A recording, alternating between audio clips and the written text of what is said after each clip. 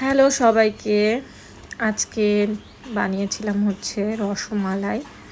খুব সহজে এটা হচ্ছে গুঁড়া দুধ দিয়ে আর একদমই অল্প খরচে বানানো সম্ভব, সেটাই তোমাদের সাথে শেয়ার করব। হ্যালো এভরিওয়ান, আসসালামু আলাইকুম। আশা করছি যে যেখান থেকে আমার ভিডিওটি দেখছো অনেক বেশি ভালো আছো।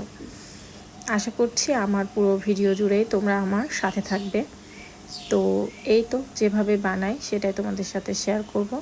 আমি প্রথমে একটা বাটি নিয়ে নিয়েছি আর এখানে আমি নিয়ে নিব হচ্ছে গুঁড়া দুধ। আসলে এই গুঁড়া দুধটা হচ্ছে প্রাণ কোম্পানির যেটা।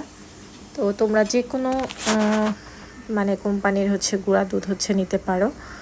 তবে আমার কাছে মনে হয় যে ড্যানো, প্রাণ, তারপরে আরও আছে।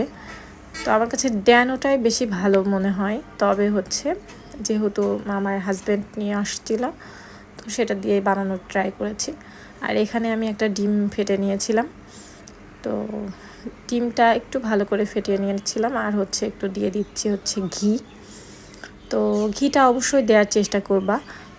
ঘি দিলে আমার মনে হয় ভালো হয়। আমি জানি না এখানে আসলে তেল ব্যবহার করলে মিষ্টিটা কেমন হয়। আমি কখনো আসলে তেল ব্যবহার করি নাই, ঘিটাই দিতে হয়। তো এখানে আমি অল্প অল্প করে ডিমটা দিয়ে ভালো করে ডোটা রেডি করে নিচ্ছিলাম। তো আসলে একবারে যদি ডিমটা ঢেলে দেওয়া হয় দেখা যাবে যে ডিমটা বেশি হয়ে যাবে। তো এই জন্য আসলে গুঁড়া দুধ প্রথমে একটু ঘিয়ের সঙ্গে মিলিয়ে নিয়ে দেন হচ্ছে ডিমটা দিয়ে আস্তে আস্তে ডোটা রেডি করে নিবা। আসলে ডোটা প্রথম অবস্থায় একটু হচ্ছে নরম নরম থাকবে। তো পরবর্তীতে কিন্তু ডিমটা মানে ডোটা কিন্তু একটু শক্ত হয়ে আসবে। যে হচ্ছে শক্ত হয়ে আসবে তখন এই যে হাতের সঙ্গে একটু ঘি মিলিয়ে নিয়ে একদম হচ্ছে রসমালাইয়ের যে মানে শেপটা, সেই শেপ দিয়ে আমি হচ্ছে বানিয়ে নিচ্ছিলাম। আসলে রসমালাইটা হচ্ছে অনেক সময় গোলও হয় আবার হচ্ছে লম্বাও হয়।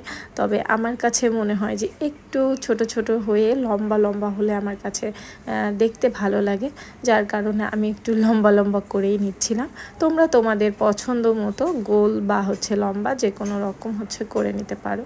আমি একটু বড় বড় করে নিচ্ছিলাম। আমি আসলে আমার সময়টা খুব বেশি না, তো যার কারণে হচ্ছে একটু বড় বড় করে তাড়াতাড়ি করে নিচ্ছিলাম। আর এখানে হচ্ছে লিকুইড গরুর দুধ নিয়ে নিয়েছি, এটা আমি একটু ফুটিয়ে নিব।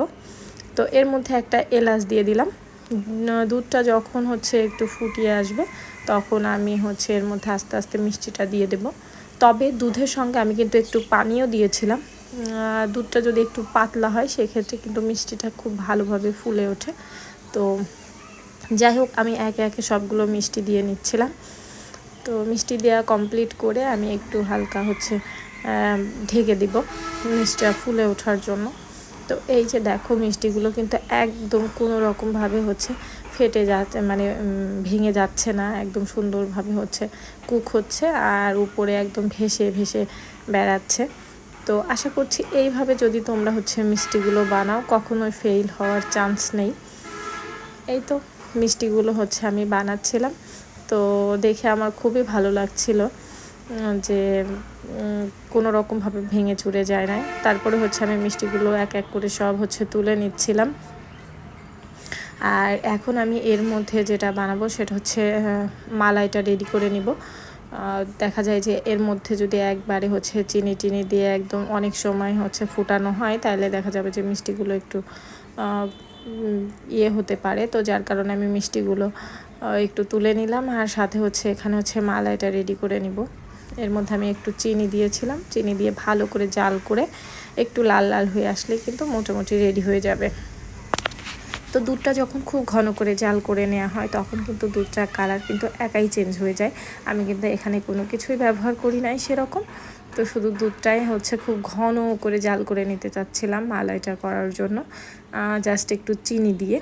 তো দেখো আস্তে আস্তে কিন্তু একদম কালারটা কিন্তু একটু লালটা লালটা হয়ে এসেছে। দোকানেও দেখবা যে এরকম কিন্তু কালারটা লালটা লালটা হয়। তো এই তো মোটামুটি আমার হচ্ছে মালাইটা রেডি হয়ে গেছে। আর এখানে আমি আবার হচ্ছে মিষ্টিগুলো দিয়ে জাস্ট একটু হচ্ছে করে নিব। একবারের জন্য হচ্ছে জাস্ট একটু উতলায় নেব। এই তো ব্যাস রেডি হয়ে গেছে। ধন্যবাদ।